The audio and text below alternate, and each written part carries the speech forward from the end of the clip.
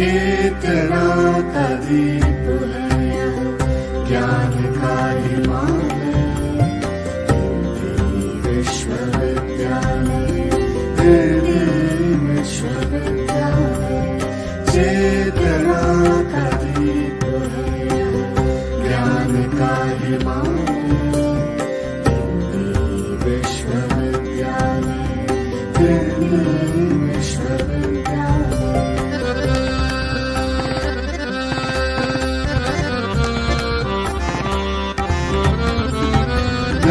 धर्म और देशों की सीमाएं टूट रही, एक पाँव रख कर देखो सारा है फूट रही। सत्य अहिंसा और शोध के, सत्य अहिंसा और शोध के सपनों का आलय,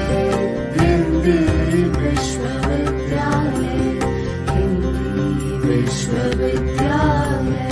चेतना का दीप है यह, ज्ञान का हिमालय, हिंदी विश्वविद्यालय, हिंदी विश्वविद्यालय।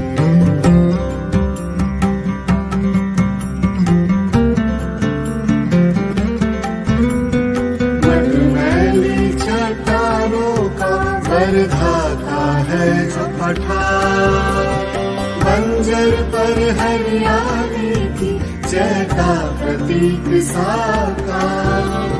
दुर्लभ पांडुलिपियों का, दुर्लभ पांडुलिपियों का यह अनुपम संग्रहालय, हिंदी विश्वविद्यालय, विश्वविद्यालय। चेतना का दीप है यह, ज्ञान का हिमालय, हिंदी विश्वविद्यालय, हिंदी विश्वविद्यालय।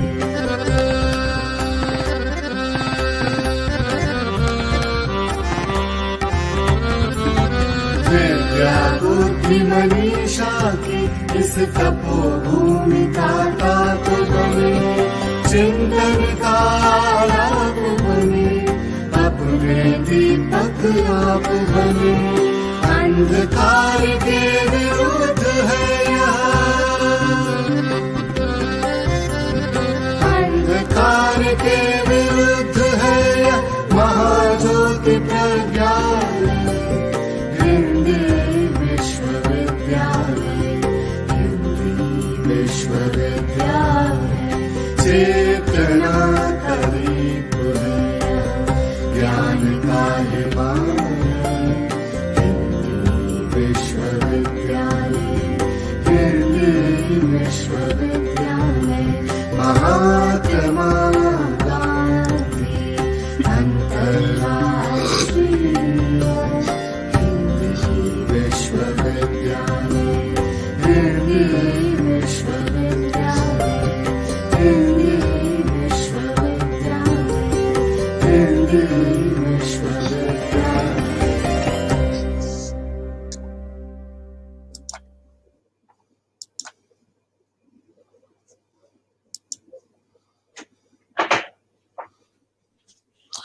नमस्कार।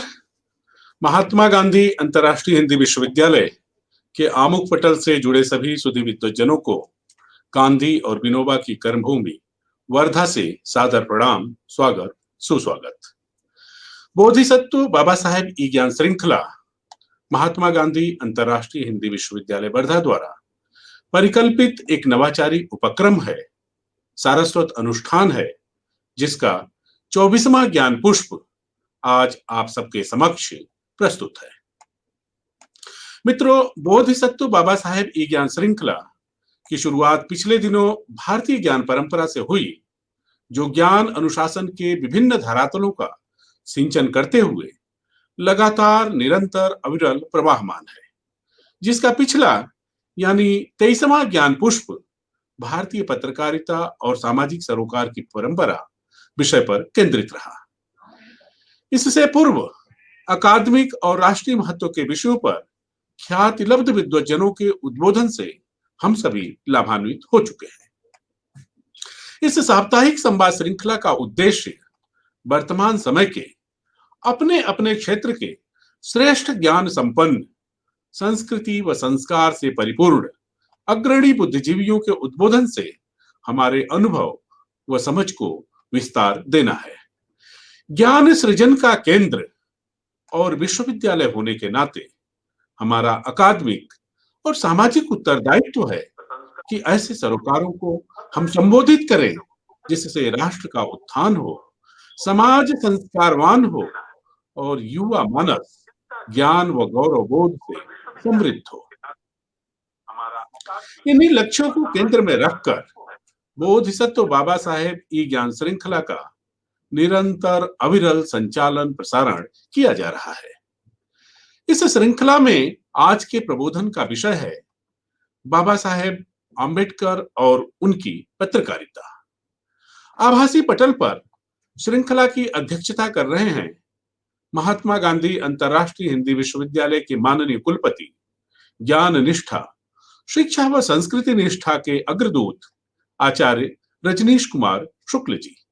आपकी दूरदर्शिता, भारतीयता के प्रति प्रेम, बिखरे को सहेजने का संकल्प और परंपरा को और प्रवाहमान करने की प्रतिबद्धता से प्रारंभ इस अकादमिक सांस्कृतिक ई ज्ञान श्रृंखला में आज के उद्बोधक हैं ख्यातिलब्ध पत्रकार, वरिष्ठ मीडिया शिक्षाविद वो भारतीय जनसंचार संस्थान नई दिल्ली के माननीय महानिदेशक आदरणीय आचार्य संजय जी द्विवेदी।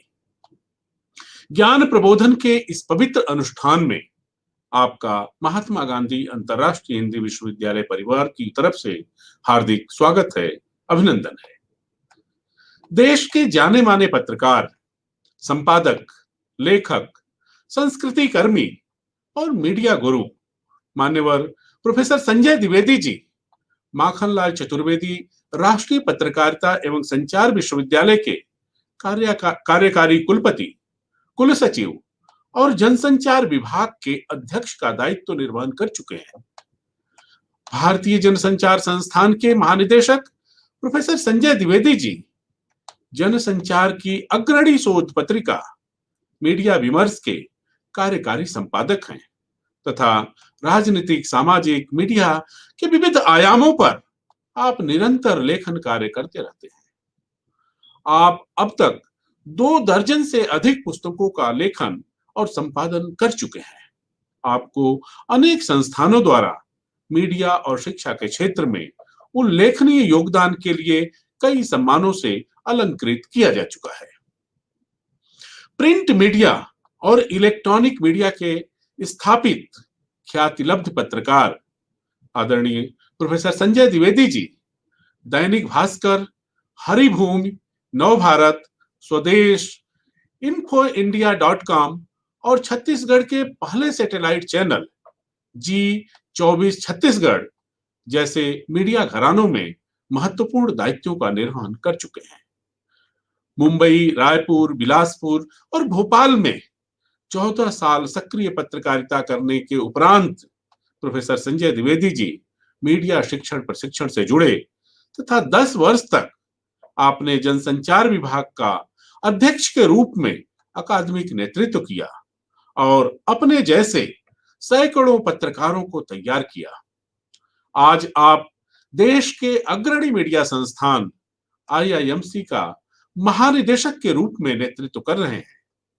ऐसे सुचिंतक, पत्रकार, शिक्षाविद, समाज व राष्ट्र के धरोहर, सहधर्मी मित्र प्रोफेसर संजय द्विवेदी जी का मैं महात्मा गांधी अंतर्राष्ट्रीय हिंदी विश्वविद्यालय परिवार की ओर से इस आभासी पटल पर हार्दिक स्वागत, अभिनंदन करता हूं। आज हमारे लिए सुखद अवसर है कि भारतीय पत्रकारिता के अग्रणी कर्मयोद्धा और मीडिया शिक्षण प्रशिक्षण के नेतृत्वकर्ता भाई प्रोफेसर संजय द्विवेदी जी को सुनने का हमें अवसर मिल रहा है। मैं पूरे आदर व सम्मान के साथ अनुरोध कर रहा हूं कि आप अपना प्रबोधन प्रस्तुत करने की कृपा करें। आचार्य श्री संजय द्विवेदी जी।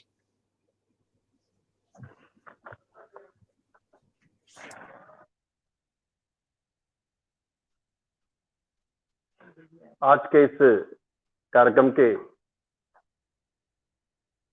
अध्यक्ष आदरणीय आचार्य माननीय कुलपति डॉक्टर रजनीश कुमार शुक्ल जी, जिनके नेतृत्व और जिनके मार्गदर्शन में वर्धा विश्वविद्यालय निरंतर अपनी यश कीर्ति की पताका सारे देश के अंदर फहरा रहा है।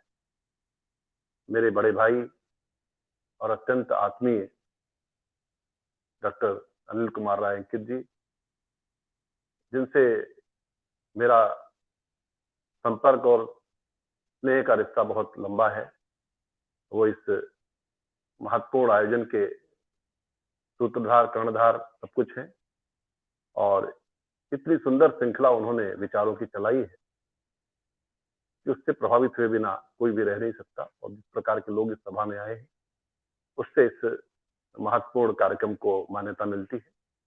मेरे जैसे अकिंचन को भी उन्होंने इस सभा में शामिल किया, यह उनका स्नेह मेरे प्रति है और व्यक्तिगत अनुराग है, जिसके नाते मैं इस कार्यक्रम में आ सका।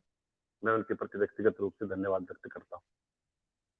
ये मेरा सौभाग्य है कि उन्होंने जो विषय मुझे दिया है वो अपने आप में बहुत महत्वपूर्ण विषय है और इसलिए भी महत्वपूर्ण हो जाता है जब हम मूक नायक की शताब्दी मना रहे हैं और मूक नायक के माध्यम से बाबा साहब के अम्बेडकर की पत्रकारिता, उसका पुनरावलोकन, उसका सिंहावलोकन, उसका मूल्यांकन और उससे सीख लेकर आज की पत्रकारिता में हम किस प्रकार से शुभ दृष्टि का विकास कर सकते हैं, मंगल दृष्टि का विकास कर सकते हैं और लोक मंगल के लिए काम कर सकते हैं, यह शायद उनका हेतु रहा होगा। उसके उन्होंने बाबा साहब की पुण्य स्मृति को स्मरण करने का यह पावन यज्ञ किया है।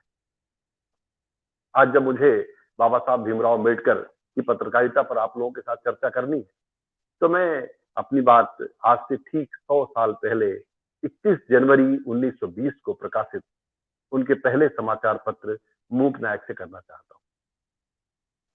इस समाचार पत्र के नाम में ही मूक नायक है और ये जो समाचार पत्र है ये बाबा साहब के समूचे व्यक्तित्व को प्रकट करता है और मेरा मानना है कि वे मूक समाज को आवाज देकर ही उसके नायक बन सके। ये अपने आप में बहुत बड़ी बात है कि बाबा साहब का जो काम था, बाबा साहब जिस प्रकार से चीजों को कर रहे थे उसमें वो इस बात को समझते थे कि उन्हें किस प्रकार से अपनी चीजों को व्यक्त करना है और इस नाते हम इस बात को कह सकते हैं उन्होंने जब मूक नायक इसका नाम रखा होगा तो कितना सुविचारित और सुचिंतित नाम रहा होगा। भारतीय संविधान के शिल्पकार हैं और उनकी पूरी जिंदगी जाति भेद, ऊंच नीच, छुआछूत को समाप्त कर किस प्रकार समाज में बंधुत्व पैदा हो, कैसे समाज में समता पैदा हो, इसके लिए उन्होंने अपनी पूरी जिंदगी लगा दी। वंचितों, शोषितों और महिलाओं को उनके अधिकार दिलाने के लिए जो उनकी यात्रा है, जो उनका संघर्ष है, उसको याद किया जाना चाहिए और इन सब वर्गों को अधिकार दिलाने के लिए बाबा साहब ने अपनी पूरी जिंदगी होम कर दी, अलग अलग स्तर पर जागरूकता के आंदोलन चलाए, संघर्ष किया। इस दौरान उन्होंने अनुभव किया कि उस समय जो तमाम समाचार पत्र प्रकाशित हो रहे थे उनमें उन वंचित वर्गों की आवाज नहीं आ पा रही है जिनके लिए बाबा साहब संघर्ष कर रहे थे और इस नाते उन्होंने समाचार पत्रों का प्रकाशन किया। बाबा साहब इस बात को जानते थे कि दीर्घकाल तक चलने वाली जो सामाजिक क्रांति है उसकी सफलता के लिए आवाज का होना जरूरी है। उसकी सफलता के लिए ऐसे मंच बनाने पड़ेंगे जिनके माध्यम से सामाजिक क्रांति का जो विचार है वो जन जन तक पहुंचाया जा सके और इसलिए वो मानते थे कि कोई ना कोई प्रभावी समाचार पत्र उनके पास होना चाहिए और इसलिए उन्होंने कहा, जैसे पंख के बिना पक्षी होते हैं वैसे ही समाचार पत्र के बिना आंदोलन होते हैं। यानी किसी भी आंदोलन को जन जन तक पहुंचाने के लिए, किसी भी आंदोलन को जन आंदोलन बनाने के लिए, किसी भी पवित्र विचार को जनता तक पहुंचाने के लिए आपको समाचार पत्र यानी संचार के साधनों की आवश्यकता होती है। और आप देखिए उनकी पत्रकारिता का दायरा सिर्फ दलितों तक सीमित नहीं है। वो सिर्फ अछूतोद्धार की बात नहीं कर रहे थे, बल्कि वो समाचार पत्र के माध्यम से हिंदू समाज के सब वर्गों का प्रबोधन करना चाहते थे। उनका मंत्र सामाजिक समरसता का मंत्र है। वो समाज में जातिवाद के नाते जो पैदा हुई समस्याएं हैं उनको खत्म करना चाहते थे। बाबा साहब जाति के विरुद्ध नहीं, बाबा साहब जाति भेद के विरुद्ध लड़ रहे थे। उनका उद्देश्य एक जाति भेद मुक्त समाज खड़ा करना था जिसमें हिंदू समाज सशक्त होकर के अपने सपनों में रंग भर सके और इसलिए उनका मानना था कि समतापूर्ण समाज का जो निर्माण है उसके लिए जो अंतज वर्ग है, जो दलित वर्ग है, उसमें कहीं ना कहीं आत्मविश्वास का जागरण जरूरी है। जब तक वंचित वर्गों में, समाज के कमजोर वर्गों में आत्मविश्वास नहीं आएगा, तब तक जो है वे मुख्य धारा का हिस्सा नहीं बन सकेंगे। और इस नाते जो कथित अगड़े समाज हैं, उनको आईना दिखा करके समझाना जरूरी था कि मनुष्य मनुष्य में भेद नहीं किया जा सकता, क्योंकि ईश्वर की नजर में सब बराबर है। ईश्वर ने सबको, सब ईश्वर की संतान है। हरि को भजे सो हरि का होई। इसलिए उन्होंने इस प्रकार का अभियान पत्रों के माध्यम से चलाया। इसलिए आप बाबा साहब के समाचार पत्रों के नाम देखिए। वो एक मूक नायक नाम का समाचार पत्र निकालते हैं, जिसका मैं जिक्र किया। इसके बाद वो बहिष्कृत भारत निकालते हैं, जनता नाम का पत्र निकालते हैं, प्रबुद्ध भारत जैसा समाचार पत्र निकालते हैं। ये नाम जो है, ये नाम बताते हैं कि बाबा साहब आखिर पत्रकारिता के माध्यम से करना क्या चाहते थे। समता को विषमता, समाज को विषमता से मुक्त करके समाज को समता की ओर ले जाना, एक समरस समाज बनाना, एक समरसतापूर्ण समाज बनाना, जहां समता और ममता के साथ भातृत्व का भाव प्रबल हो, ऐसा समाज उनके सपनों का समाज था। और इस महान लक्ष्य की पूर्ति के लिए 31 जनवरी 1920 को मूक नायक का पहला अंक हमारे सामने आता है। अपनी पुस्तक पत्रकारिता के युग निर्माता भीमराव अंबेडकर में लेखक सूर्य नारायण रणसुभे ने इसलिए कहा भी है कि जाने अनजाने बाबा साहब ने इसी दिन से दीन, दलित, शोषित और हजारों वर्षों से उपेक्षित मूक जनता के नायकत्व को स्वीकार किया था। उनका वाक्य पुनः सुन लीजिए। जाने अनजाने बाबा साहब ने इसी दिन से दीन, दलित, शोषित और हजारों वर्षों से उपेक्षित मूक जनता के नायकत्व को स्वीकार किया था।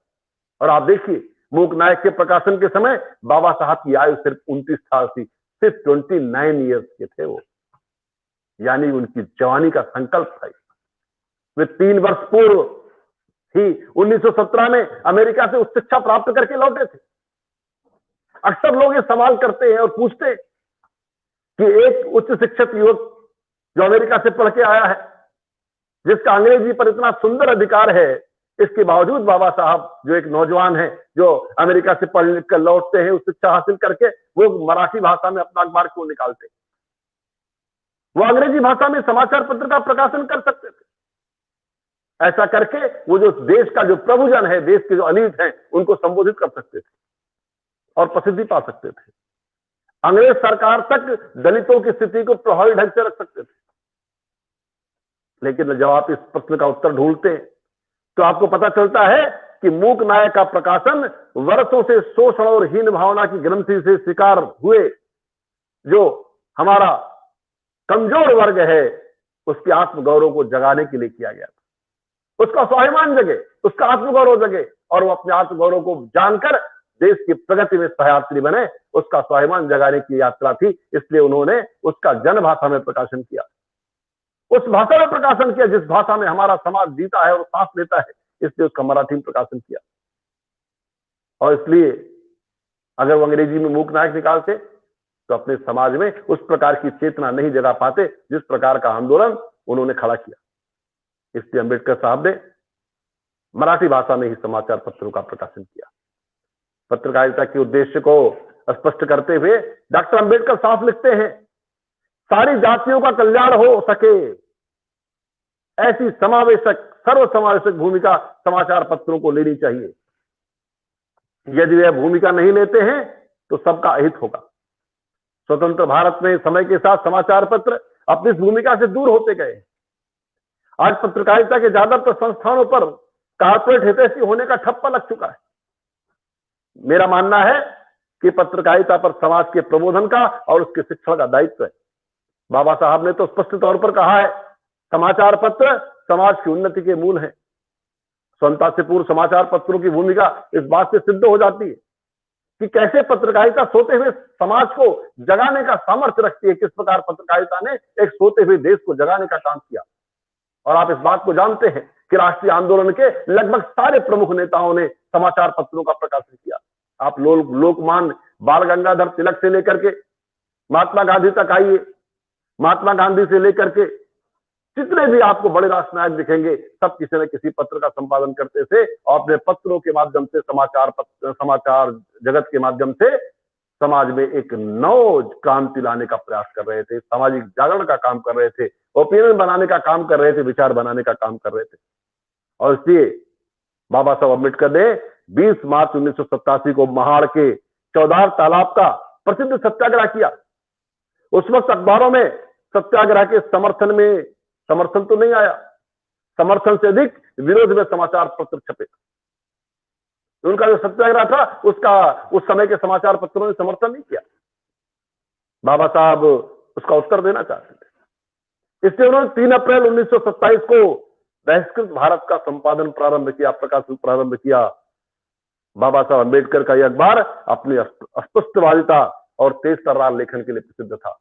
बहिष्कृत भारत की जो आवाज थी उसमें समाज के जो वंचित वर्ग हैं उनकी सिर्फ पीड़ा नहीं थी, उनको रास्ता दिखाने का भी काम था। और एक जो समाज था जो जातिवाद के बंधनों में जकड़ा हुआ था उसको चुनौती देने का भी उस समाचार पत्र में एक स्वर था। और अम्बेडकर जी ने अपना तीसरा समाचार पत्र 24 नवंबर 1930 को जनता के नाम से प्रकाशित किया। बाद में इसी समाचार पत्र का नाम बदलकर उन्होंने प्रबुद्ध भारत रख दिया। इस अखबार में उन्होंने विविधतापूर्ण लेखन किया। अपने समस्त लेखन में बाबा साहब भीमराव अंबेडकर ने भाषा की मर्यादा पर पूर्ण ध्यान दिया। उनके लेखन में कभी असंतुलित भाषा का इस्तेमाल हमको नहीं दिखता। वे हमेशा समाज को एक करने का, समाज की रूढ़ियों को तोड़ना चाहते थे, समाज की जड़ता को तोड़ना चाहते थे। समाज में जो एक बुराइयां पैदा हो गई थी उस बुराई के विरुद्ध वो लड़ रहे थे। और उनकी भाषा में कभी उस प्रकार की कटुता दिखाई नहीं दी, वो कभी असंतुलित नहीं हुए अपने विचारों में। और इसलिए मेरा मानना है बाबा साहब किसी के विरोध में अपनी लेखनी नहीं चला रहे थे, बल्कि विशुद्ध रूप से मानवता के हित में अपने पत्रकारिता लेखन और पत्रकारिता कर्म का निर्वहन कर रहे थे। इसलिए उनकी पत्रकारिता के जो आदर्श हैं वो बहुत ऊंचे हैं। वो मानवता के सुख का विचार करने वाले हैं। वो पूरी मानवता को, पूरी सृष्टि को विचार करने वाले हैं, जिसमें गैर बराबरी नहीं है, जिसमें छुआछूत नहीं है, जिसमें मनुष्य के बीच कोई भेद नहीं है, जिसमें सब एक ईश्वर की संतान है और साथ मिलकर रहते हैं और प्रगति करते हैं। आज से 100 साल पहले पत्रकारिता पर अंग्रेजी हुकूमत का बड़ा दबाव था। दबाव से तमाम चीजें प्रभावित हुआ करती थी। सत्ता के खिलाफ बगावत के सुर शब्दों से भी फूटते थे। आजाद भारत में यह दबाव आज धीरे धीरे मार्केट ने ले लिया है। मार्केट का प्रभाव अप्रत्यक्ष रूप से आज भी दिखता है। यह कोई नई बात नहीं है कि आज पत्रकारिता में मार्केट के दबाव के कारण कंटेंट प्रभावित होने लगा। ये चर्चा भी नई नहीं है कि इस मार्केट को नियंत्रित करने वाले कौन लोग हैं, उनका मकसद क्या है, वो चाहते क्या है, उनका इरादा क्या है। लेकिन हमें यह नहीं भूलना चाहिए कि जहां पब्लिक है वही मीडिया है और जहां मीडिया है वही तो मार्केट है। इस बात को आपको ध्यान रखना पड़ेगा। ये कोई नई बात नहीं है। इसलिए उदारीकरण के दौर के बाद से ही मीडिया का संक्रमण काल चालू हुआ है। इलेक्ट्रॉनिक मीडिया के दौर में कई नए प्रयोग हुए। उस वक्त ये कहा जाता था कि प्रिंट का अस्तित्व समाप्त हो जाएगा। जैसे ही इलेक्ट्रॉनिक मीडिया की साख पर बट्टा लगना शुरू हुआ, पब्लिक ने सुबह छपे हुए अखबार को प्रामाणिकता से देखना शुरू किया। आज जनता होशियार हो चुकी है, उसे बहुत देर तक आप भ्रम में नहीं रख सकते। अब चंद मिनटों में सूचनाएं लाखों करोड़ लोगों तक पहुंचती हैं। ऐसे संचार माध्यम हमारे बीच में। अब सूचनाएं दबाई नहीं जा सकती। अब सूचनाएं इंटरनेट के पंखों पर उड़ रही हैं, ये ध्यान रखिए। इसलिए पत्रकारिता के पूरे फलक पर हमें अंबेडकरवादी जो पत्रकारिता है, अंबेडकर के विचारों की जो पत्रकारिता है, अंबेडकर की प्रेरणा से जो चलने वाली पत्रकारिता है, उसको हमको समझना पड़ेगा। बाबा साहब अंबेडकर मूलतः एक बुद्धिजीवी थे, वो एक क्रांतिकारी भी थे, वो एक आंदोलनकारी भी थे, वो एक पत्रकार भी थे, एक सामाजिक कार्यकर्ता भी थे। बाबा साहब अंबेडकर के विचारों का फलक बहुत बड़ा है। ये सही है कि उन्होंने वंचित और अछूत वर्गों की बात रखी। उनका दृष्टिकोण लेकिन मानवतावादी था। वो किसी के विरुद्ध नहीं थे, वो न्याय दिलाना चाहते थे, एक न्यायपूर्ण समाज बनाना चाहते थे। उनका जो मानवतावादी दृष्टिकोण है वो सब समाज को साथ लेकर चलने वाला है। अंबेडकर की पत्रकारिता हमको सिखाती है कि जाति, वर्ण, धर्म, संप्रदाय, क्षेत्र, लिंग और वर्ग की जितनी शोषणकारी प्रवृत्तियां हैं उन सब के विरुद्ध समाज को खड़ा होना चाहिए। उन सबके विरुद्ध पत्रकारिता को खड़ा होना चाहिए, क्योंकि पत्रकारिता के काम भी बदलाव का है। पत्रकारिता एक सामान्य प्रोफेशन नहीं है, पत्रकारिता एक सामान्य व्यवसाय नहीं है, एक आंदोलनकारी व्यवसाय है, एक परिवर्तनकारी व्यवसाय है, जिसमें आप विचारों को, मत को बनाने का काम करते हैं। इसलिए हमें सारे पूर्वाग्रहों और अपनी मनोग्रंथियों से मुक्त करने की ईमानदार कोशिश उन्होंने की। उन्होंने कहा कि मीडिया का यही मूल मंत्र है, वो इसलिए पत्रकारिता के धर्म की याद दिलाते हैं। अंबेडकर जी एक महान संचारकर्ता है, एक महान संप्रेषक है। वह सब तरह से बोलते हैं, वो अपनी कृति से बोलते हैं, वो अपनी वाणी से बोलते हैं, वो अपने लेखों से बोलते हैं, वो अपने भाषणों से बोलते हैं। भारतीय मीडिया के बारे में उनके विचार और पत्रकार के तौर पर उनका जो आचरण है, वो आज हम सबके लिए आदर्श है। वो मीडिया को मानव के विकास का उपकरण बनाते हैं, वो मीडिया को सामाजिक समरसता और सामाजिक न्याय जमीन पर उतारने के एक यंत्र के रूप में देखते हैं, और इसलिए मीडिया का उपयोग वो सामाजिक न्याय के सूत्रों को धरती पर उतारने के लिए करना चाहते हैं। वो एक न्यायपूर्ण समाज बनाने की संकल्पना से भरे हुए, वो एक ऐसा समाज चाहते हैं जहां कोई एक विकल नहीं है, जहां कोई दुखी नहीं है, जहां कोई एक दूसरे का शोषण नहीं करता। एक आदर्श जो कल्पना समाज की हम करते हैं एक लोकतंत्र में, बाबा साहब उस कल्पना को जमीन पर उतारना चाहते थे। वो अपने समाज की व्याधियों का समाधान चाहते हैं। वो समाज में फैली हुई जो कुरीतियां हैं उनके विरुद्ध खड़े होते हैं, उनके विरुद्ध संघर्ष करते हैं, और वो संघर्ष सिर्फ वाचिक नहीं है, वो कर्म के स्तर पर उसको लेकर जाना चाहते हैं। और इसलिए अंबेडकर दुनिया के उन व्यक्तित्वों में शामिल है जो अपनी प्रतिबद्धता को, अपने कमिटमेंट को छिपाते नहीं है, वो अपने प्रयोजन को छिपाते नहीं है, अपने जीवन के उद्देश्य को उन्होंने कभी छिपाया नहीं। और इसलिए उन्होंने बार बार यह घोषित किया, उनकी पहली प्रतिबद्धता अछूत कहे जाने वाले लोगों के प्रति है। और मुझे लगता है इससे सुंदर कोई बात नहीं हो सकती। जब आप समाज के सबसे वंचित वर्ग के साथ खड़े हैं, जो समाज के सबसे कमजोर वर्ग के साथ खड़े हैं, इससे ज्यादा मानवता के प्रति आपका कमिटमेंट क्या हो सकता है, मानवता के प्रति आपकी इससे अधिक प्रतिबद्धता क्या हो सकती है। वो अंग्रेजी पढ़ करके आए थे, वो विदेश से पढ़ के आए थे, उस समय के नेताओं में उनके पास सर्वाधिक डिग्रियां थी, बहुत सारे विदेशी डिग्रियां उनके पास थी, वो एक सुंदर जीवन व्यतीत कर सकते थे, वो एक शानदार जिंदगी जी सकते थे, पर उन्होंने वो रास्ता नहीं चुना, उन्होंने सुविधा का मार्ग नहीं चुना, और वो संघर्ष के मार्ग को पकड़ते। और इसलिए जो उनका संघर्ष का मार्ग है, जो उनका अग्निपथ है, उसको समझने की जरूरत है। वो पूरी जिंदगी एक मिशन के लिए अपने आप को झोंक देते। उनका मिशन पूरा भी हुआ। आज वंचित वर्गों को जिस प्रकार का न्यायपूर्ण इतिहास और संविधान ने उन्हें अवसर दिया है, वो बाबा साहब अम्बेडकर की देन है। उन्होंने इसकी उन चीजों की जिससे समाज में न्याय मिल सकता था, उसकी उन्होंने संवैधानिक व्यवस्था की। संविधान सभा के अध्यक्ष के रूप में जो उनका योगदान है वो साधारण नहीं। इसलिए समाज को न्यायपूर्ण बनाने के लिए, समाज को सामाजिक न्याय के विचारों से संपृक्त करने के लिए जो उनका योगदान है वो साधारण नहीं। आप देखिए, मूक नायक के प्रवेशांक की शुरुआत बाबा साहब अम्बेडकर, संत तुकाराम जो मराठी के बहुत बड़े संत हैं, मराठी समाज में जिनके प्रति अपार श्रद्धा है, ऐसे संत तुकाराम की जो कविता है उसकी पंक्तियों से, उनकी पंक्तियों से वे मूक नायक के प्रवेशांक की शुरुआत करते हैं। वह कविता है, अभी मैं इच्छाएं धारण करके क्या करूं, अभी मैं इच्छाएं धारण करके क्या करूं, व्यर्थ तोमड़ी बजाकर क्या करूं, संसार में खामोश लोगों की कोई नहीं सुनता, अभी कोई लाज हित सार्थक नहीं। यानी संत तुकाराम कहते हैं कि संसार में खामोश लोगों की कोई नहीं सुनता, जो लोग चुप है, जो बेजुबान है, उनकी कोई सुनता नहीं है। और मूक नायक के माध्यम से बाबा साहब ने जो हमारे वंचित वर्गों के लोग हैं, उनकी सदियों की खामोशी को तोड़ने का एक महान प्रयास किया, एक भगीरथ प्रयास किया। इसलिए बाबा साहब ने 65 वर्ष 7 महीने 22 दिन की जो अपनी जिंदगी है, ध्यान दीजिए, उनकी जिंदगी के 65 वर्ष 7 महीने और 22 दिन की जो उनकी जिंदगी है, उसमें उन्होंने करीब 36 साल पत्रकारिता की। ये छोटा मोटा मामला नहीं।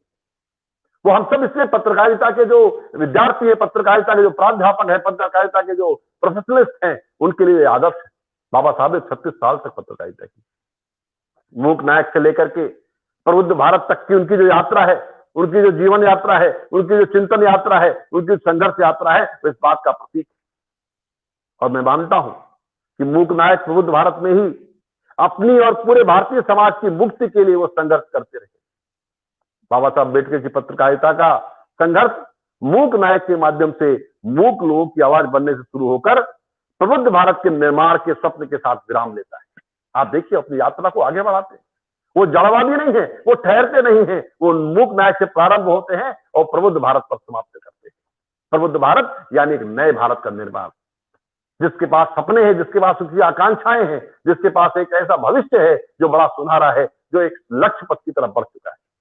और प्रसिद्ध समाजशास्त्री जेल ओमवेट का मानना है अंबेडकर का बुनियादी संघर्ष एक अलग स्वाधीनता का संघर्ष था। यह संघर्ष भारतीय समाज के सर्वाधिक संतप्त वर्ग की मुक्ति का संघर्ष था। उनका स्वाधीनता संग्राम उपनिवेशवाद के विरुद्ध चलाए जा रहे स्वाधीनता संग्राम से बड़ा और गहरा था, क्योंकि उनकी नजर नवराष्ट्र के निर्माण पर थी। जेल ओमवेट जैसा महान समाजशास्त्री बाबा साहब को किस रूप में याद करता है? अंबेडकर की पत्रकारिता, उनके सारे समाचार पत्रों का अगर हम विश्लेषण करते हैं तो हम पाएंगे कि बाबा साहब एक पत्रकार के रूप में बहिष्कृत समाज की मुक्ति के साथ साथ नए राष्ट्र के निर्माण के लिए भी चिंतित थे। उनको इस बात का एहसास था कि बहिष्कृत भारत की जो पूर्ण मुक्ति है और प्रबुद्ध भारत का जो निर्माण है वो एक दूसरे के पर्याय है। वो बहिष्कृत भारत को तो मुक्त करना चाहते थे उसके संकटों से, उसकी आपदाओं से, उसकी चुनौतियों से, उसके जीवन के संघर्षों से, और साथ साथ वो एक प्रबुद्ध भारत बनाना चाहते थे जो महाशक्ति बनकर के, ज्ञान की महाशक्ति बनकर, ज्ञान का सागर बनकर दुनिया का नेतृत्व करे। यानी बाबा साहब के जो सपने हैं वो सपने अलग नहीं है, वो हमारे राष्ट्रीय आंदोलन के जो सपने हैं, हमारे महापुरुषों के सपने हैं, हमारे संतों मनीषियों के जो सपने हैं, वही स्वप्न बाबा साहब अम्बेडकर ने भी देखा था। उनका तरीका अलग था, वो एक अलग तरीके से, एक नए तरीके से, नए तेवर के साथ अपनी बात को कह रहे थे। बाबा साहब ने लोकतंत्र के प्रहरी के तौर पर जनता के राजनीतिक प्रशिक्षण में समाचार पत्रों की भूमिका को स्वीकार किया था। All India schedule caste federation ने जनवरी 1945 में अपने साप्ताहिक मुखपत्र पीपल्स हेराल्ड की शुरुआत की थी। इस मुखपत्र का उद्देश्य अछूतों की आकांक्षाओं, मांगों और शिकायतों को ध्यान देना था। इस पत्र के उद्घाटन के मौके पर बाबा साहब भीमराव अम्बेडकर ने कहा, आधुनिक प्रजातांत्रिक व्यवस्था में अच्छी सरकार के लिए समाचार पत्र मूल आधार है। और अम्बेडकर जी का मानना था कि पत्रकारिता का पहला कर्तव्य है बिना किसी प्रयोजन के समाचार देना, बिना डरे लोगों की निंदा करना जो गलत रास्ते पर जा रहे हैं, फिर चाहे वो कितने भी शक्तिशाली क्यों ना हो, और पूरे समुदाय के हितों की रक्षा करने वाली नीति को प्रतिपादित करना। बाबा साहब बहुत साफ है, वो पत्रकारिता के उद्देश्यों को लेकर बड़े स्पष्ट हैं। वो मानते हैं कि समाचार के पीछे कोई प्रयोजन नहीं होना चाहिए, यानी आपका हित लाभ उसके पीछे नहीं होना चाहिए। बिना डरे वो उन लोगों की निंदा करने की बात करते हैं जो समाज के हित के विरोधी हैं। यानी बाबा साहब अम्बेडकर पत्रकारिता में साहस और सत्य और शुचिता सबके पक्षधर। यहां मैं बाबा साहब के जीवन से जुड़ा एक किस्सा आपको सुनाना चाहता हूं जो पत्रकारिता के प्रति उनके विचारों को प्रकट करता है। बाबा साहब भीमराव अम्बेडकर 27 सितंबर 1951 को केंद्रीय मंत्रिमंडल से इस्तीफा दे देते। अपने त्यागपत्र देने के कारणों में उन्होंने ये 10 अक्टूबर 1951 को एक वक्तव्य जारी किया कि मैंने आखिर किस कारण से इस्तीफा दिया। उन्होंने अपना बयान संसद के बाहर जारी किया, क्योंकि संसद में उनको ये वक्तव्य देने से उस समय रोक दिया गया। इस वक्तव्य में संसद को संबोधित करते हुए कहते हैं उन्होंने 3 वजहों से इस्तीफा दिया है। इसकी तीसरी वजह पत्रकारिता से संबंधित है।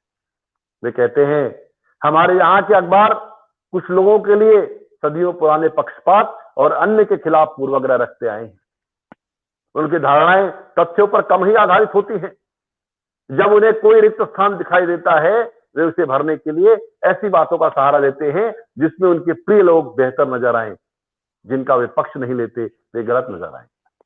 ऐसा ही कुछ मेरे मामले हुआ है, ऐसा मुझे लगता है।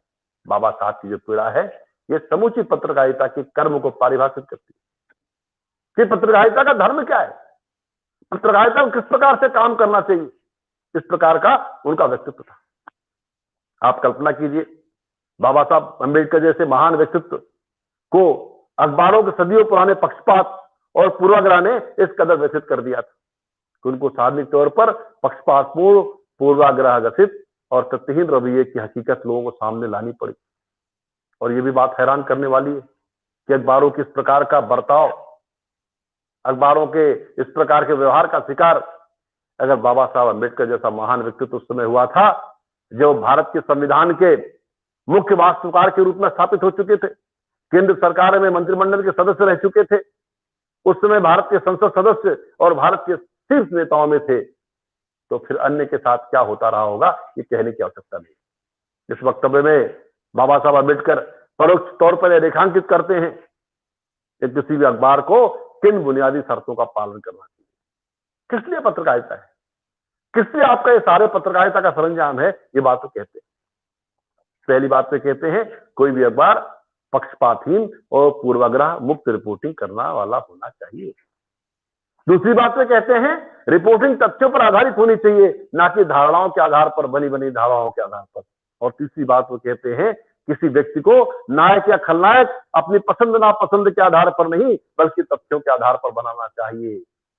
यानी बाबा साहब पत्रकारिता में सत्यान्वेषण और तथ्यों के साथ खड़े होने की पैरवी करते हैं, और ये पत्रकारिता का धर्म भी है, ये पत्रकारिता का आदर्श भी है। वो कोई वो जो है, जो पत्रकारिता का जो धर्म है, जो भटके हुए पत्रकार हैं उन्हें उनको राह दिखाते हैं, उनको रास्ता बताते हैं कि आपका मार्ग ये नहीं। और भारत में मीडिया का जो मौजूदा व्यवहार है, आज जो मीडिया का आचरण है, उससे उसकी तुलना हम किस देश की पत्रकारिता से कर सकते हैं? ये अपने आप में शोध का विषय हो सकता है।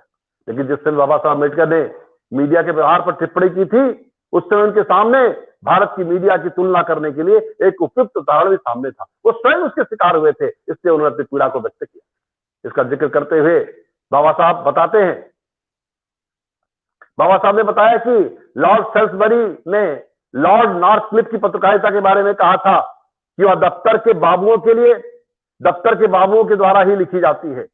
भारतीय पत्रकारिता में भी यह सब है, और उसमें यह भी शामिल किया जा सकता है कि वह ढोल बजाने वाले लड़कों के द्वारा अपने नायकों का महिमा मंडन करने के लिए लिखी जाती है।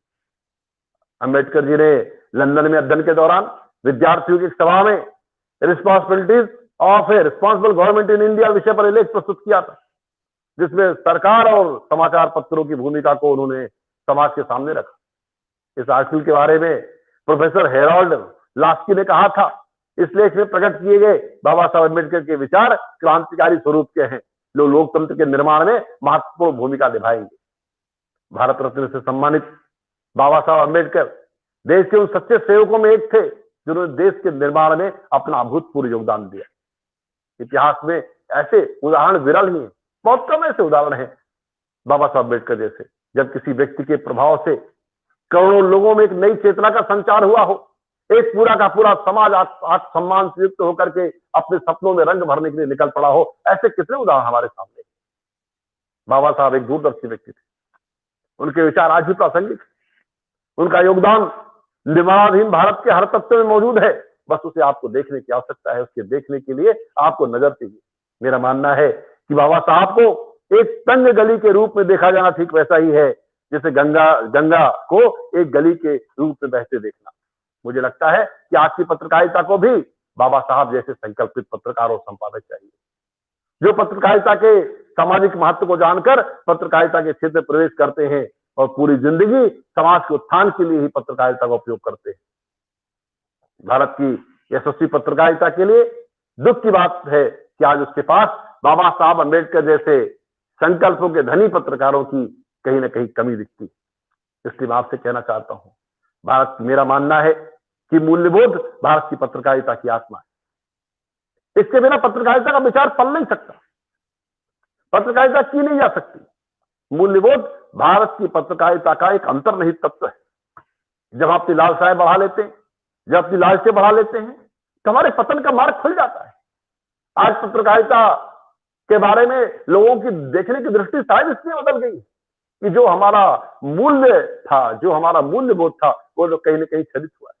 और जब अपने मूल्य से भटकते हैं, जब अपने सिद्धांतों से भटकते हैं, जब हम समझौते करते हैं, जब हम खबरों के साथ कंप्रोमाइज करते हैं, जब हम पेड न्यूज करते हैं, जब हम फेक न्यूज फैलाते हैं, जब हम एजेंडा पत्रकारिता करते हैं, जब हम हेट न्यूज फैलाते हैं, तो कहीं ना कहीं हम समाज को विषाक्त करने का भी काम करते हैं, समाज को तोड़ने का भी काम करते हैं और अपने प्रोफेशन को भी सम्मान नहीं दिलाते।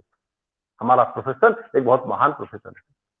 यहां से व्यक्ति के मन का निर्माण होता है, यहां से व्यक्ति के व्यक्तित्व का निर्माण होता है, यहां से व्यक्ति का मन बनता है, वो ओपिनियन बनती है, विचारों के प्रति, मुद्दों के प्रति उसमें संवेदना पैदा होती है।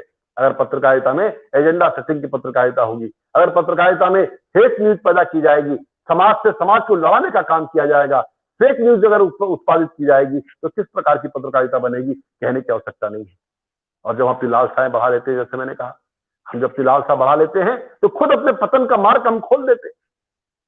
और इस दौर में पत्रकारिता को मूल्य आधारित बनाए रखने के लिए बहुत आवश्यकता है, अन्यथा ना तो देश बचेगा ना पत्रकारिता बचेगी।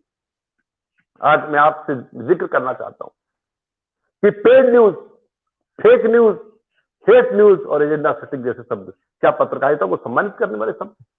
ये शब्द क्या हमारे समाज जीवन को प्रभावित करने वाले शब्द? निश्चित रूप से इन शब्दों ने पूरी भारतीय पत्रकारिता की जो गौरवशाली परंपरा है उसको लांछित किया। और भारतीय मीडिया की जो साख है, जो सालों से अर्जित है, वह पत्रकारिता, वह महान पत्रकारिता की परंपरा जिसने इस देश की आजादी के आंदोलन का नेतृत्व किया, जहां लोकमान्य बाल गंगाधर तिलक, महात्मा गांधी, पंडित जवाहरलाल नेहरू, डॉक्टर राम मनोहर लोहिया, पंडित दीनदयाल उपाध्याय, श्री अटल बिहारी वाजपेयी, श्री भानु प्रताप शुक्ल, श्री बसवेश्वर त्रिपाठी, दादा माणिक चंद वाजपेयी, मामा माणिक चंद वाजपेयी जी, ऐसे हजारों नाम मैं आपको गिना सकता हूं जिनके त्याग और तप के आधार पर पत्रकारिता खड़ी हुई है। श्री राय माथुर जी, श्री प्रभाष जोशी, आज के दौर में भी संघर्ष करने वाले पत्रकारों की कमी नहीं है। अनेक ऐसे पत्रकार हैं जिन्होंने संघर्ष के साथ, अपनी तपस्या के साथ इस पत्रकारिता को खड़ा किया। पत्रकारिता के गौरवशाली अधिष्ठान है सारे देश के अंदर, विभिन्न भाषाओं के अंदर, हमारी समस्त भारतीय भाषाओं के अंदर एक से एक श्रेष्ठ पत्रकार हुए हैं जिन्होंने अपनी पत्रकारिता के माध्यम से पत्रकारिता की गरिमा को बढ़ाने का काम किया है। उन पत्रकारों का नाम आज पूरे समाज में श्रद्धा के साथ स्मरण किया जाता है, श्रद्धा के साथ स्मरण किया जाता है। आज के दौर में भी आप देखिए, श्री राम बहादुर राय जैसे यशस्वी पत्रकार हमारे बीच में है, श्रीमान अच्युतानंद मिश्र जैसे वरिष्ठ पत्रकार हमारे बीच में है। मैं प्रभाल मैत्र जी का नाम आपके सामने उल्लेख करना चाहूंगा, राजेंद्र माथुर जी का, प्रभाष जोशी जी का मैंने आपके सामने नाम उल्लेख किया, रघुवीर शाह है, धर्मवीर भारती है, सर्वेश्वर दयाल सक्सेना है, श्री जवाहरलाल कौल है। ऐसे अनेक पत्रकारों की मलिका है जिन्होंने अपना पूरा जीवन त्याग तपस्या के साथ जिया और पत्रकारिता में कुछ ना कुछ जोड़ने का काम किया, भारत की पत्रकारिता को गौरवशाली अधिष्ठान तक पहुंचाने का काम किया। ये आपसे कहना चाहता हूं।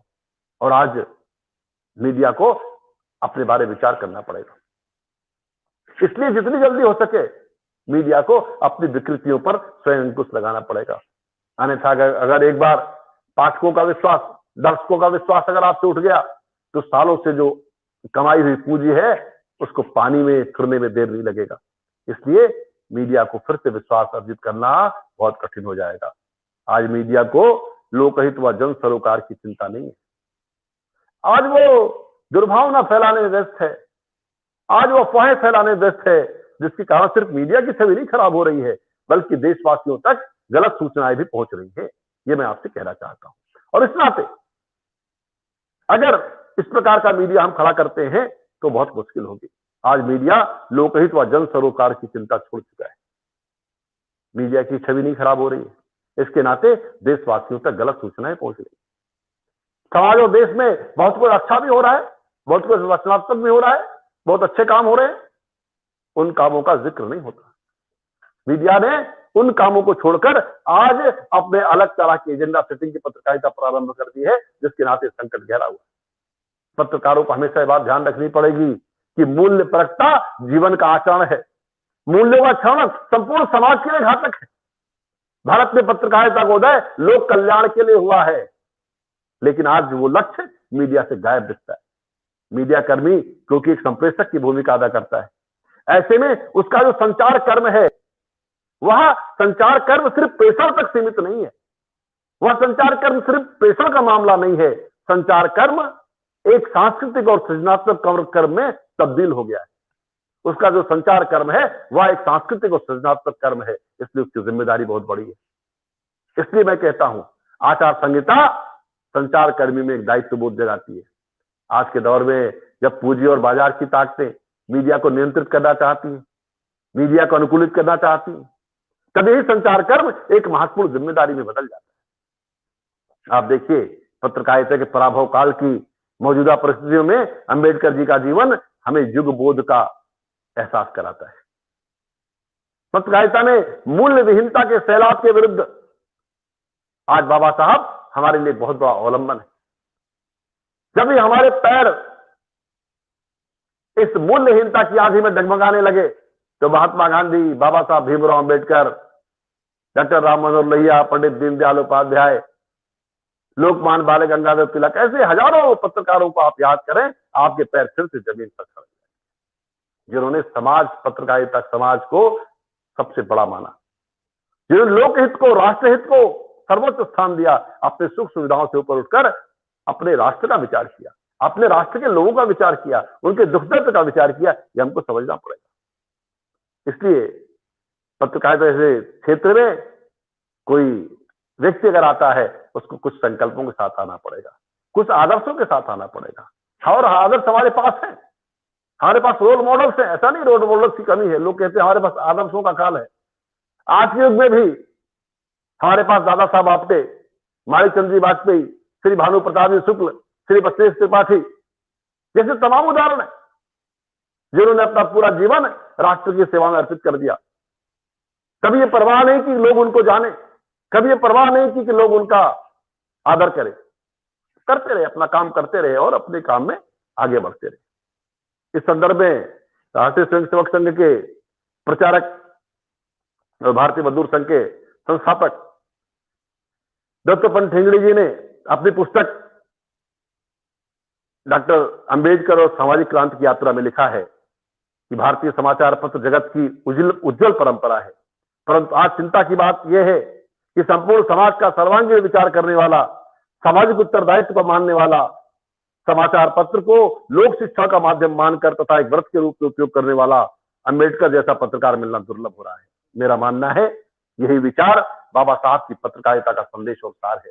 आज बाबा साहब को स्मरण करते हुए, उनको नमन करते हुए और वर्धा की धरती से जो ज्ञान यज्ञ आदरणीय रजनीश कुमार शुक्ल जी, मित्रवर श्री अनिल कुमार अंकित जी ने प्रारंभ किया है, उसके लिए मैं आप सबको बधाई देता हूं। वर्धा के सभी मित्रों को जो सभा में शामिल हुए उनका अभिनंदन करता हूं।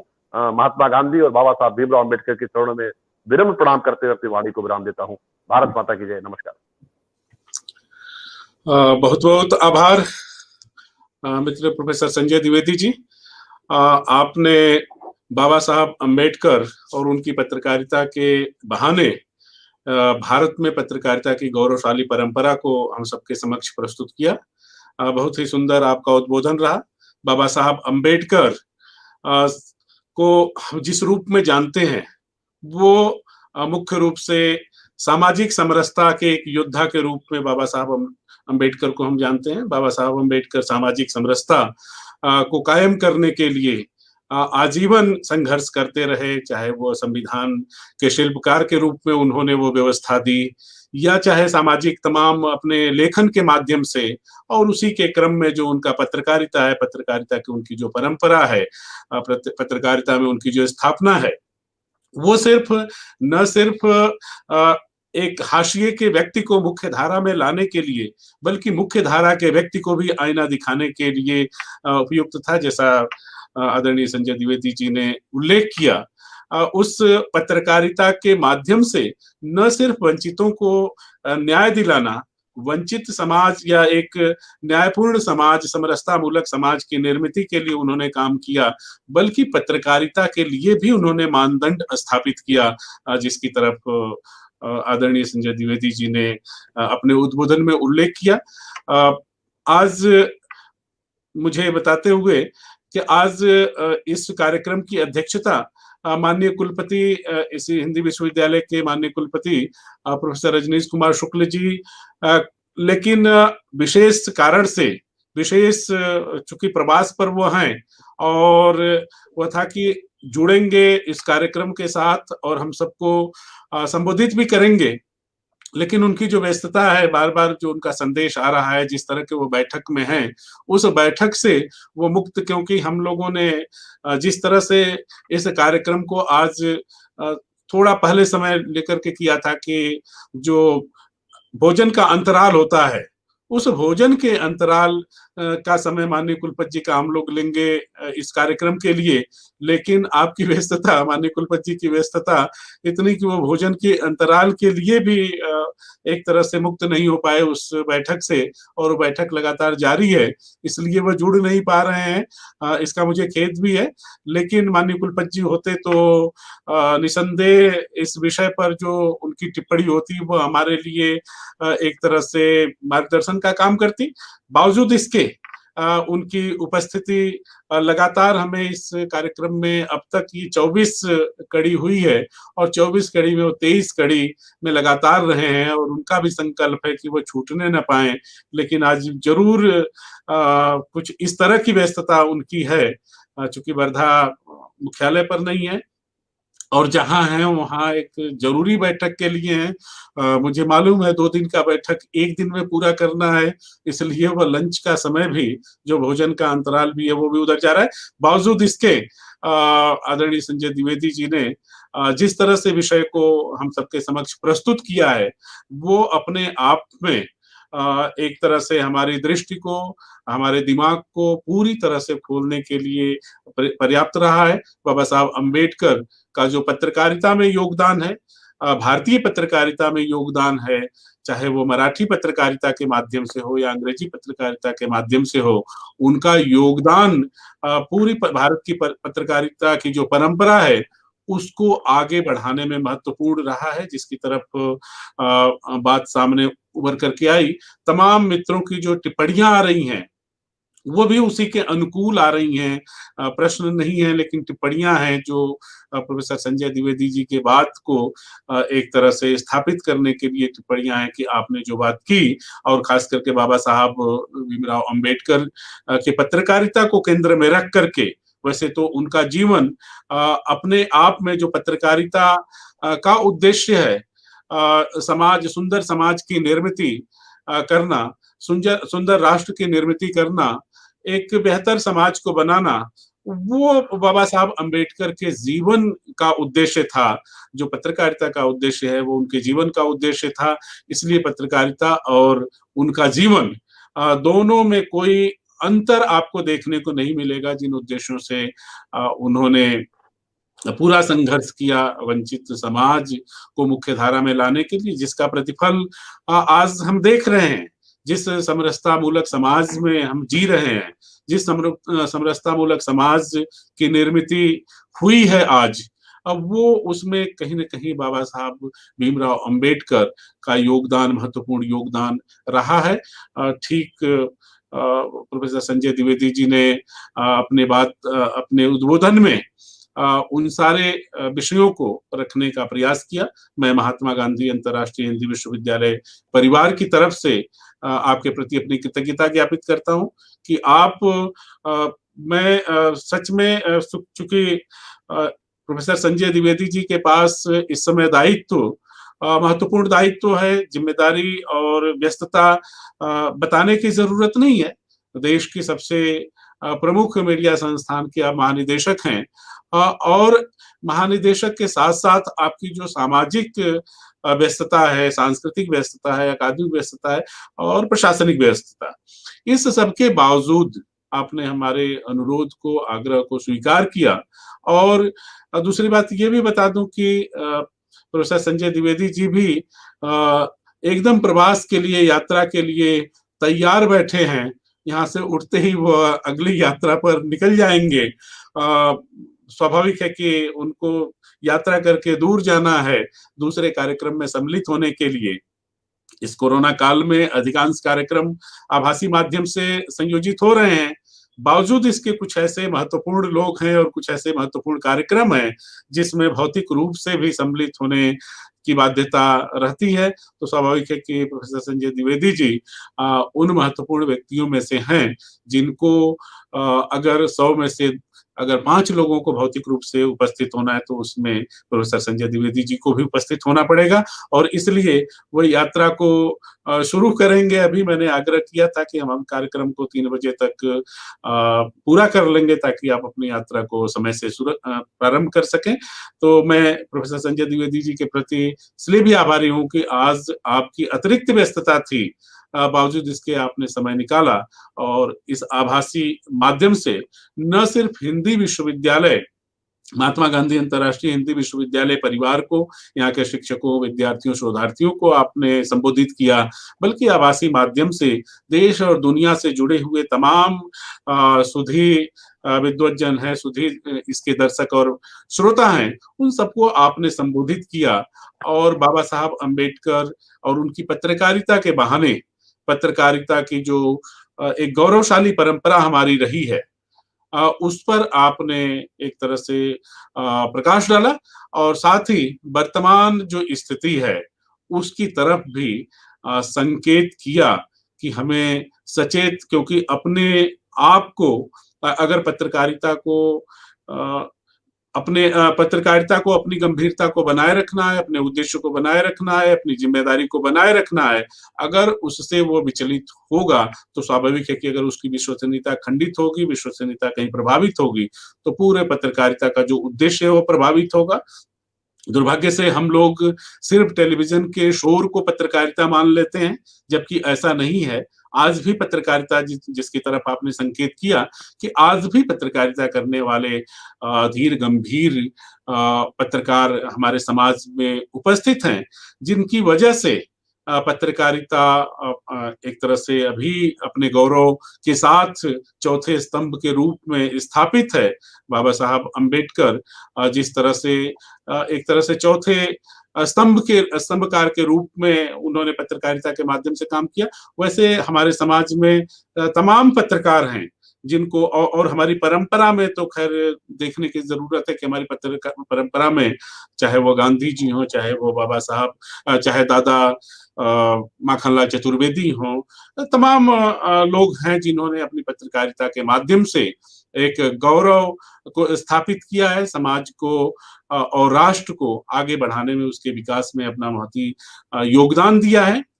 स्वाभाविक है कि आज अगर उसमें कहीं विचलन होती है तो हमें तकलीफ होती है, लेकिन इस अकादमिक जगत की और प्रोफेसर संजय द्विवेदी जी जैसे मीडिया गुरुओं की जरूरत है कि उसको सही मार्ग पर एक तरह से ले चलें, सही मार्ग पर ले जाने के लिए उसे प्रेरित करें।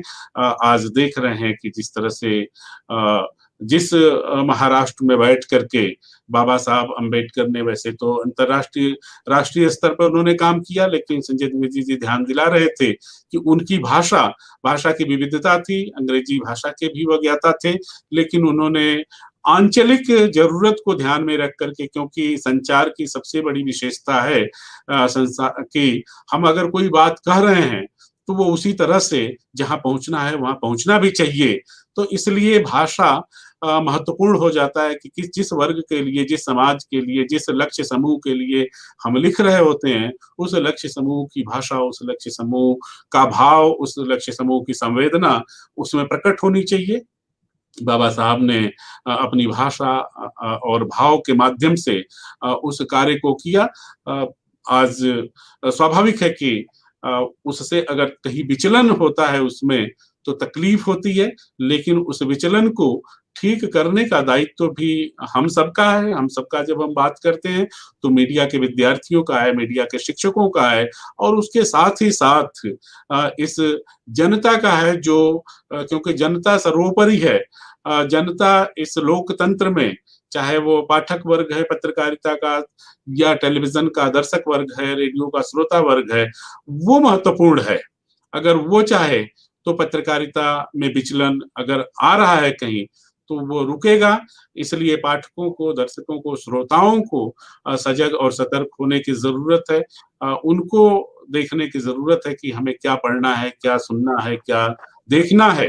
अगर वो निर्धारित हो जाएगा तो फिर जिस समस्या की तरफ संकेत में आपने किया, अब मुझे लगता है कि उससे हम लोग मुक्त होंगे। मैं पुनः भाई प्रोफेसर संजय द्विवेदी जी के प्रति आभार ज्ञापित करता हूं कि आपने अपने बहुमूल्य समय में से समय निकाला और हमारे दर्शकों, श्रोताओं को सबको संबोधित किया। साथ ही मैं इस विश्वविद्यालय के अपने तमाम मित्रों के प्रति भी आभार ज्ञापित करना चाहूंगा, जो इस अकादमिक श्रृंखला जो भारतीय ज्ञान परंपरा पर केंद्रित है, बाबा साहब भीमराव अंबेडकर को समर्पित है। बोधिसत्व बाबा साहब ई ज्ञान श्रृंखला के नाम से समर्पित श्रृंखला है बाबा साहब को। इसको सफल रूप से संचालित जब से शुरू हुआ है तब से आज तक खंडित नहीं हुआ है। स्थितियां परिस्थितियां जो भी हों, लेकिन वो नियमित रूप से हर सप्ताह आता है। कभी कभी एक सप्ताह में हम 2 बार उपस्थित होते हैं इस कड़ी को लेकर के, लेकिन एक बार तो अनिवार्यतः हम उपस्थित होते हैं किसी विशेष विद्वान के साथ, विशेष विषय के साथ में। भारतीय ज्ञान परंपरा पर केंद्रित विषय, भारतीयता पर केंद्रित विषय, जिससे भारतीय बोध, भारत की पुनरुत्थान में इस श्रृंखला का योगदान हो सके, उसको ध्यान में रख करके हम लोग बातचीत करते हैं। इसलिए इस श्रृंखला के जो श्रोता बंधु हैं, दर्शक बंधु हैं, वो भी हमारे लिए बहुत महत्वपूर्ण है। उनकी प्रेरणा से, उनकी टिप्पणी से और उनकी सजगता से हम इस कार्यक्रम को लगातार संयोजित कर पा रहे हैं। मैं इस श्रृंखला के सभी दर्शकों श्रोताओं के प्रति भी अपनी कृतज्ञता ज्ञापित करता हूं। साथ ही विश्वविद्यालय के हमारे सभी मित्रगण, प्रोफेसर कृपाशंकर चौबे जी, इस श्रृंखला के सह संयोजक भाई संदीप वर्मा जी, इस श्रृंखला की तकनीकी रूप से जुड़े हुए हमारे मित्रगण अरविंद जी, राजदीप राठौर जी, हेमंत दुबे, मिथिलेश राय, अनिल गोड़े जैसे तमाम मित्रों के प्रति भी मैं आभार ज्ञापित करता हूं कि आप सबके सहयोग से ये कार्यक्रम निरंतर रूप से लोगों के पास पहुंच रहा है। मैं पुनः आप सबके प्रति आभार ज्ञापित करता हूं। आप सभी का दिन फलदायी हो, मंगलमय हो, इस सुमंगल कामना के साथ हम फिर मिलेंगे। नमस्कार।